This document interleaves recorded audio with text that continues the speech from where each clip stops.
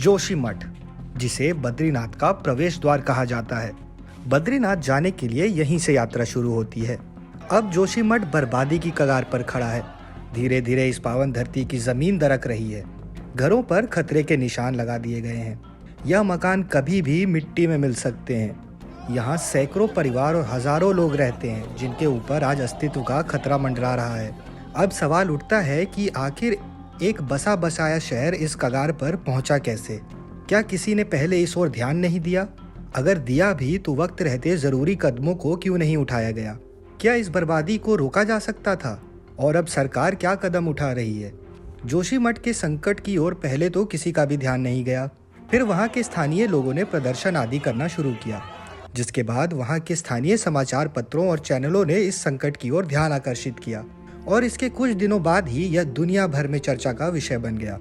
जोशीमठ की इस हालात के पीछे कई कारण हैं, जिनमें भूस्खलन, चरम मौसम की घटनाओं और भूवैज्ञानिक कारकों के क्षेत्र में इसका स्थान शामिल है।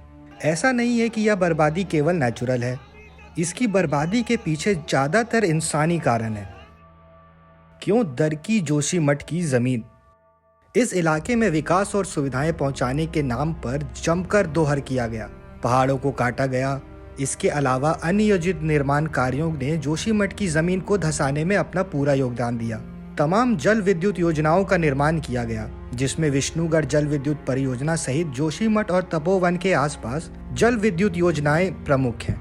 इसके साथ ही कई अन्य परियोजनाओं के लिए खुदाई और पहाड़ों का दोहन किया गया। जानकारों का मानना है कि यह सभी योजनाओं का भार जोशीमठ की धरती सह न सकी और दरक गई। यह दरकना ऐसा नहीं है कि यह पहली बार हुआ हो। इससे पहले भी जोशीमठ की जमीन धंसी और दरकी थी। उस वक्त भी चेतावनी जारी की गई थी, लेकिन किसी ने ध्यान नहीं दिया और सब अपने मन मुताबिक काम करते रहे। जोशीमठ की चिंता किसी ने नहीं की और आज परिणाम सबके सामने है।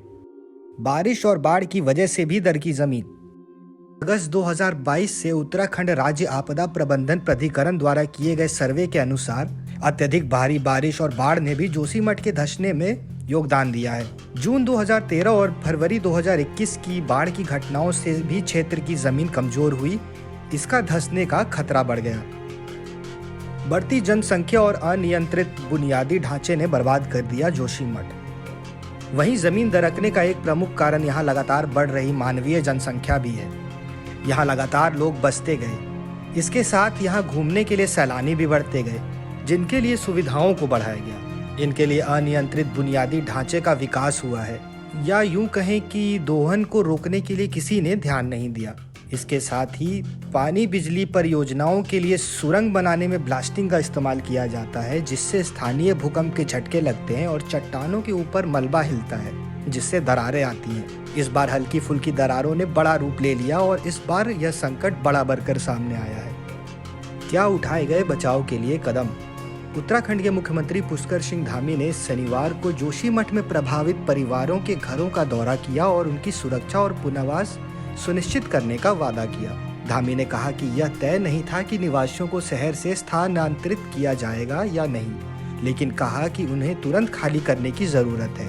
इसके साथ ही जोशीमठ से अध्ययन करके लौटे विशेषज्ञ समिति ने शासन से उन भवनों को जल्द से जल्द गिराने की सिफारिश की है जिनमें बहुत अधिक दरारें आ चुकी हैं।